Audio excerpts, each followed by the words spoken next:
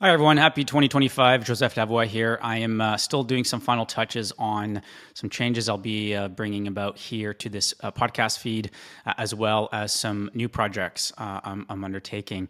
That being said, I received a copy of a speech I gave in October of 2024 to an association of brokers in Ontario, where I was asked to talk about something I've often talked about here on this show, which is the degree to which every business, whether it likes it or not, faces constant regulatory challenges and how regulatory conditions are now changing at speeds and rates that we've never quite seen before. And so I talk about environmental conditions. I talk about how every industry faces this, how to cope with it. These are themes that we've touched on many times on the show, but I thought you might enjoy listening to it all put together in one package. And of course, I'd love your thoughts on it. So by all means, please, if you're on Spotify, leave a comment to the episode. Likewise, if you're on YouTube, or just shoot me a note with your thoughts. Okay, I'll let you get to it. My name is Joseph Lavoie. I'm a recovering political hack, and I really appreciate your time today. I see that I only have 20 minutes to talk. There are 60 slides I need to get through, so we're going to try and do this quickly. But I promise you not too many charts. But I will start us off with a question, and it's this. What is the one thing that can bring your business to its knees almost overnight if you ignore it? Now, my guess is you might think, oh, competitors, true. Maybe it's the market. Maybe it's inflation. These things are all true, but my guess is you're already paying attention to these things. The thing that, in my experience, a lot of businesses don't quite pay full attention to that can disrupt their business overnight is politics. It's the thing that we're all told at a young age, don't talk about in polite company, but we have to talk about it because while everyone's distracted by the outcome of the next election or the horse race or rumors about whether the prime minister is going to be there at the end of the week, political actors go about disrupting your business. So politics is disruptive. I have advised prime ministers of G7 countries, cabinet ministers, and leaders of multinational brands, and the thing that separates the winners from the losers is the degree to which they pay attention to the disruptive nature of politics. Now, when we think of disruptors, we think of brands like Lyft, brands like Uber, who have notoriously disrupted their own industries. But even these disruptors get constantly disrupted by politics. Take a look at Airbnb. I want you to imagine that you're an Airbnb host in the city of New York about this time last year, and you wake up to discover that your way of providing for your family, maybe your way of offsetting some bills, maybe your way of running a legitimate small business is suddenly outlawed. The guests that you're used to welcoming are gone. The income that you've been relying on is vanished. Well, that is the reality that tens of thousands of Airbnb hosts woke up to about this time last year. They woke up to news that their way of doing business was suddenly outlawed because of a piece of law called Local Law 18. Local Law 18, which sounds pretty benign, but it was far from it. It required Airbnb hosts to register their property with the mayor's office. That's not so bad. That sounds like something we should do. But it also limited short-term stays to 30 days or less to only 2 guests. And it required Airbnb hosts to be physically present while also prohibiting them from using internal locks to protect themselves or for the comfort of their guests. Now you can imagine the impact of Local Law 18 on these small business owners and on Airbnb hosts, which is that within 1 month, we saw a 64% drop in Airbnb listings in New York City. And by May of this year, year-on-year drops of 83% of listings in New York City. So it was bad for Airbnb. It was bad for Airbnb hosts. It was really great for the hotel industry, though. Hotel industry saw surge in revenue, record occupancy rates, and an average hotel price of $301 a night. Now, if I ask you, why do you think the city of New York passed such a strict law? My guess is most of you already know the answer to this. You don't need me, a professional political campaigner, to tell you why. Housing affordability, right? It's the single biggest issue that most local elected officials are dealing with. And they're dealing with it because it's what they're hearing about from their own constituents. So they're feeling the heat and the pressure of this issue, and they feel that they need to act. And in this context, it turns into a game of whack-a-mole, where political actors feel that they need to respond to the immediate pressure and the immediate heat of whatever issue is pissing off voters. And so they take action. But it's all emotional. The theory that converting short-term leases into long-term leases would improve housing affordability in New York sounds like a common sense idea. The enemy, the bad guys, is easy to visualize. It's all those annoying tourists with their suitcases rolling up, taking space that could otherwise go to me as a local to rent. But the thing is, as I said, in politics, emotions win over the facts 100 times out of 100. And we know this because a year later, if I were to ask you, do you think housing affordability in New York City has improved because of Local Law 18? My guess is you probably also don't need me to tell you the answer to that, which is that of course it hasn't. New York City broke a record for the amount of money required to rent a one-bedroom apartment in that city in September of this year. You now need $4,500 US per month. I don't want to do the currency exchange on that. That's a lot of money. And the reason for that is because housing supply remains tight, because Local Law 18 did very little to convert short-term leases into long-term leases, because the total supply of short-term leases in New York City was a drop in the ocean of the entire housing stock. No matter that the entire industry was disrupted, a lot of small business owners saw their business model go by the wayside, political actors felt they can go to bed, sleep soundly at night, because they responded to the political pressure and the heat that they were feeling. Regulators are caught in the middle of this. It's easy to blame the regulators in this kind of context. We assume they're the ones enacting regulations that are causing us a lot of heartburn, but in truth, they're caught in the middle. Regulators have political actors on one side playing whack-a-mole with emotions, trying to put out political fires.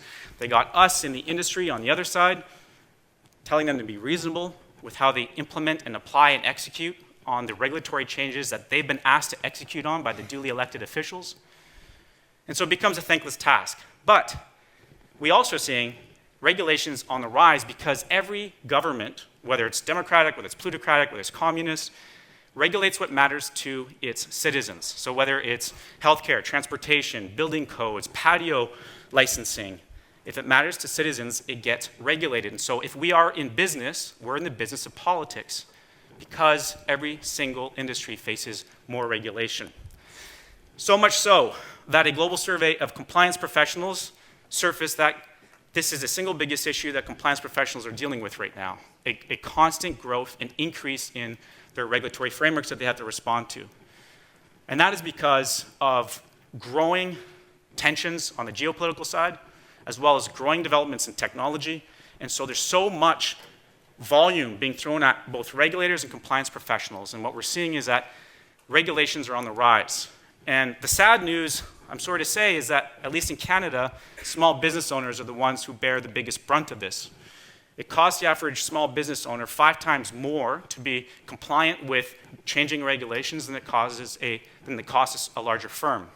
Large firms can afford to hire me and my company to help them with these things, and they can absorb the changes in regulations. It's much more difficult for small business owners to do so. And my guess is you're feeling this right now, right? We've got a new insurer, well, not you specifically, but your colleagues in BC have a new insurer code of market conduct they have to deal with in Quebec.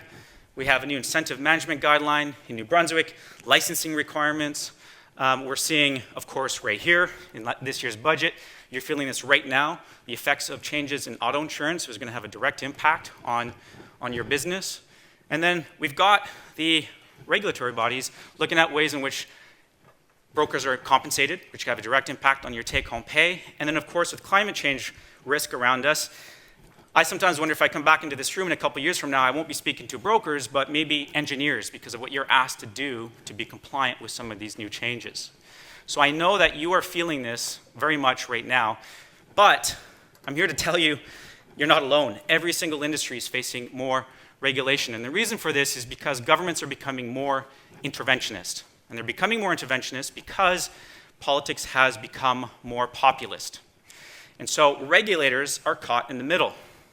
They're getting so much political change thrown their way, and they have to respond with speed because with the growth of populism and a growing interventionist approach from many political actors, regardless of their political stripe, regulators have to respond. And the interesting thing is what we're also seeing is that boundaries, regulatory change is often agnostic to geography. So what happens is that when the US passes legislation to strengthen American manufacturing, other countries are forced to respond. That has regulatory downstream effects. When Sam Altman, the founder of ChatGPT, comes out calling for guardrails on AI. He's not doing it out of the goodness of his heart. He's doing it because he knows what's coming, and a brand new industry is only going to head in one direction on the regulatory front, which is more and more and more and more regulation. So, of course, if he can come out and be proactive in shaping those regulations, then his hope is that it actually helps him compete on a commercial side.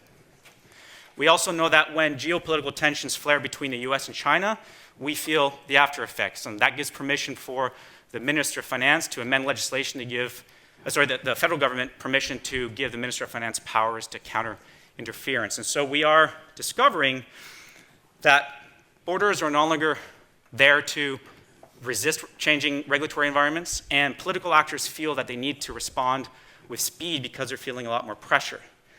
Airbnb is one example, your own industry is one example, but we can look at the degree to which speed is occurring on this front when we look at our perspective and our views on what we do with smartphones and social media with our kids. So we've known for a long time that it probably wasn't the smartest idea to let our kids have unfettered access to their smart devices and to social media. We're seeing effects on their mental health. But it took a book that was published about a year and a half ago by Jonathan Haidt that demonstrated the longitudinal effects of smartphone usage and social media on our kids. That book, within months of it being published, we saw grassroots movements in Canada, the US, Australia, and the United Kingdom by parents and by educators seeking to get political actors to change the law to deal with this issue, to deal with this threat. And what we've seen is that those political actors have reacted with speed. So in BC, at the start of this calendar year, BC banned smartphone usage smartphones in schools. Ontario followed suit a couple months later. We've seen the US Surgeon General come out demanding tobacco-style warning labels on both phones and social media. And we've seen states like Florida, New York City, and California introduce restrictive bans on social media for young kids. So it is happening everywhere, and it's happening with a lot of speed. And this is the thing about the regulatory environment that I find interesting. The term regulation sounds like all we're doing is we're tweaking something here, we're tweaking something there, we're trying to find a sort of regulated, even state. That may have been what the regulatory environment looked like a long time ago, but it doesn't look like that anymore because it's constantly changing. I've got a picture of an iceberg up here because one thing I've noticed is that even the most sophisticated brands that I work with make a mistake. It's a big one in my view, which is to assume that the regulatory environment is frozen or that it won't change a whole lot. I tend to see this in their 5-year strategic plans or in their annual reports. And these are great exercises in looking around the corner, figuring out what the business needs to work on, what tech it needs to adopt, what new markets they need to go to. But the assumption that so many of these plans make is that the regulatory environment is going to be mostly unchanged. Or if it does change, it's a tweak here and a tweak there. But we're not living in an environment where you're seeing tweaks here and tweaks there. Politics is constantly disrupting the regulatory environment. So I say to a lot of these organizations, don't eye roll at your regulatory environment. You need to spend a lot of time when you're business planning, looking at what impacts the regulatory environment is going to have on you and your business and your industry. Which means you should wake up every single morning and look at how that day's political news and geopolitical events around the world could potentially impact your business and your industry. So you can ask yourself, have you defined your ideal regulatory landscape? I know you have an industry association that handles a lot of this, which is great. That's awesome. But you should be giving active thought to this as well. It should not just fall to your industry association. Do you understand or do you have a perspective on how regulatory models in other jurisdictions could impact you or how they could be used as models? Because elected officials are not particularly innovative. If they can poach or use a model that's been successful elsewhere, they'll default to using that because it gives them political cover that this has worked elsewhere. So become familiar with what's working in other jurisdictions. And think about who you are engaging in your in your regulatory battles or political battles, because we are, and I'll get to this in a second, we're moving to an environment where it requires different voices to engage with populist-inclined governments, and traditional voices aren't going to cut it anymore. And are you ready to step up and shape your regulatory environment? Now, you may say, sure, I'm ready to step up, but I'm just one small business owner. I'm just one broker. How much can I realistically do? I think when I look at this room, I see, frankly, a lot of potential political candidates one day because you're all perfect political candidates because you all have an advantage. And my view on brokers is that you have the advantage because you're small, because you're retail, and because you're in the community. So what I mean by that, when I talk about being small, is that in a changing populist environment, what we know is that new governments are going to want to hear from quote-unquote the little guy. They're going to want to hear more from Main Street, a lot less from Bay Street. And I think you guys, most of you, are Main Street, so you do carry influence. You're also retail, and I don't necessarily mean B2C in that you're in the business of retail, but the most successful political actors, the ones who hold on to their seats for long periods of time, prioritize one thing above everything else, and that's direct voter contact. They come into the riding, they knock on doors every weekend, they go hang out at the Tim Hortons, but they have real conversations with real people, real voters.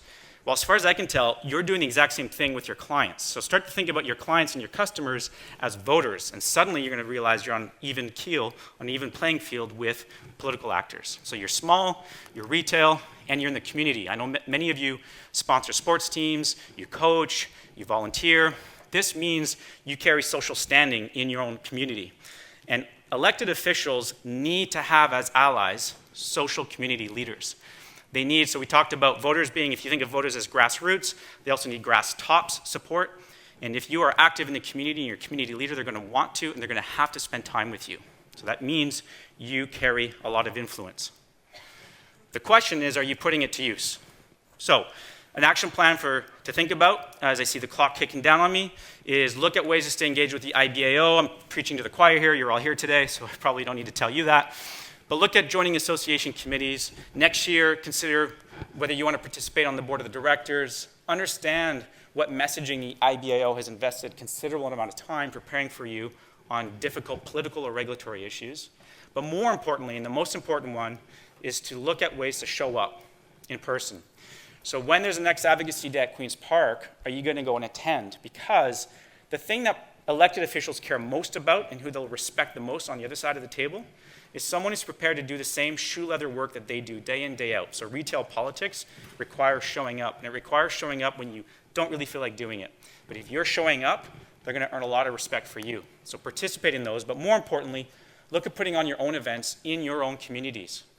In the ridings where you have elected officials, and give them permission to come and spend time with you and with your community, and you're going to start to build a trusted relationship with those actors.